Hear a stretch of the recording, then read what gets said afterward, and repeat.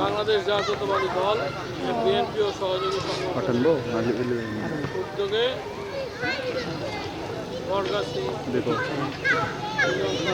নম্বর word আজকের এই মত বিনিময় সভার উপস্থিত বিশেষ অতিথিবৃন্দ, আমার সামনে বিভিন্ন ওয়ার্ড থেকে আগত নেতৃবৃন্দ এবং সুধীবৃন্দ, আসসালামু আলাইকুম। আমরা আজকে যে জন্য আপনাদেরকে ডেকেছি সেটা হলো আমাদের দেশের নেত্রী বেগম খালেদা জিয়া ডিসেম্বর মাসের 30 তারিখে ইন্তেকাল করেছেন, আপনারা সবাই জানেন। ওনার বাবা মোহনপুরে আমরা বাবা এবং মোহনপুরে যারা নেতৃবৃন্দ সবাই মিলে বসে একটা সিদ্ধান্ত হয়েছে যে প্রতিটা ইউনিয়নে একটা করে দোয়া মাহফিল করতে হবে। সেই দোয়া মাহফিলটা আমাদের বটগাছি ইউনিয়ন শাখা বিএনপি সহ সকল সহযোগী সংগঠনের উদ্যোগে আমরা ডেট পেয়েছি 19 তারিখ। এই 19 তারিখে আমাদের এই দোয়া মাহফিল হবে এবং এই দোয়া মাহফিলে আমাদেরকে কিছুটা তাবারকের ব্যবস্থা করতে হবে। এই তাবারক করতে গেলে আমরা ওই যে কাঠপুরি বা খাগড়া এগুলা যেটাই হোক মানে কিছু বলে আর বিদায় করতে হবে, এটার ব্যবস্থা করা লাগবে।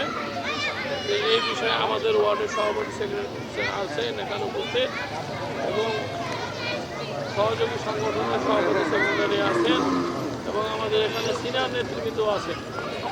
তাদের মতামতের ভিত্তিতে কী করলে কী করা যায় এই বিষয়ে আপনারা মতামত দিবেন। আর একটা বিষয় সেটা হলো আমাদেরকে মহিলা দলের একটা কমিটি গঠন করতে হবে। এই কমিটিটা প্রতিটা ওয়ার্ড থেকে আমরা 3 জন করে সদস্য নিব, নিয়ে 31 সদস্য আমরা একটা কমিটি গঠন করব। এক্ষেত্রে একই বিষয় যারা ওয়ার্ডের নেতৃত্ব দেন তারা জানেন যে এই মহিলা দলের কাদেরকে দিলে আমার বিএনপির কাজ করতে পারবে, ধানের শীষের সামনে নির্বাচনে তারা মাঠ পর্যায়ে কাজ করতে পারবে। এরকম মহিলাকে আপনারা ইলেকশন করবেন এবং তাদের 11 তারিখে একটা মিটিং আছে। এই মিটিংটা হবে মিলন মোহাম্মদ ডিসিকে আপনার চেম্বারে। সময় নাই, এই 3টা করে মহিলার নাম এখানে যেহেতু আমাদের পূর্ণাঙ্গ কমিটি আছে বিএনপি, আমাদের কমিটি আছে কৃষক দল, আমাদের কমিটি স্বেচ্ছাসেবক দলের ওয়ার্ড কমিটি মনে হয় আছে নাকি, স্বেচ্ছাসেবক দল এবং ছাত্র দলেরও আহ্বায়ক কমিটি আছে। তাদের সকলের সহযোগিতায় এই 31 সদস্য কমিটি এবং যারা কমিটিতে নাই, অনেক নেতাই তো আছে, সবাইকে তো কমিটিতে ওই সময় রাখা সম্ভব হয়নি। তাদের মতামতের ভিত্তিতে আপনারা 31 সদস্য এই কমিটি আজকে হচ্ছে 7 তারিখ, 8 তারিখ, 9 তারিখ এই 2 দিনের মধ্যে আপনারা আমাদেরকে তার ভোটার আইডি কার্ডের ফটোকপি, মোবাইল নাম্বার সহ আমাদের সদস্য সচিব নজরুল ভাইয়ের হাতে জমা দেবেন এবং 11 তারিখে 10টায় আমরা তাদেরকে নিয়ে কৃষিকে একটা মত বিনিময় সভা আমাদের বাবা মোহনপুরের প্রার্থী মিলন মামা তাদের সঙ্গে ওনারা মত বিনিময় করবেন। তাহলে হাতে 2 দিন সময় তুলবেন।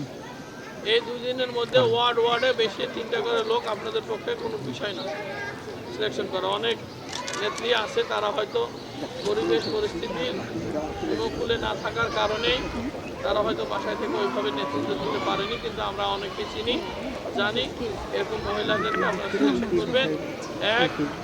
আরেকটা বিষয় সেটা হলো আমাদের কেন্দ্র হচ্ছে 12টা, 12টা কেমন কেন্দ্র, একটা হলো 9 নম্বর থেকে ধরি, 9 নম্বরে আপনার চন্দ্রপুকুর কেন্দ্র, আপনার হালামে হাই স্কুল প্রাইমারি, তাহলে 3টা, চাঁদপুরে হলো মাদ্রাসা প্রাইমারি, কিন্তু 5টা, বেদকুড়ি 6টা, সবসার 7টা, বড়গাছি বাজারের পুরো প্রাইমারি হাই স্কুল 9টা, আর হচ্ছে আপনার বড়গাছি হাই স্কুল প্রাইমারি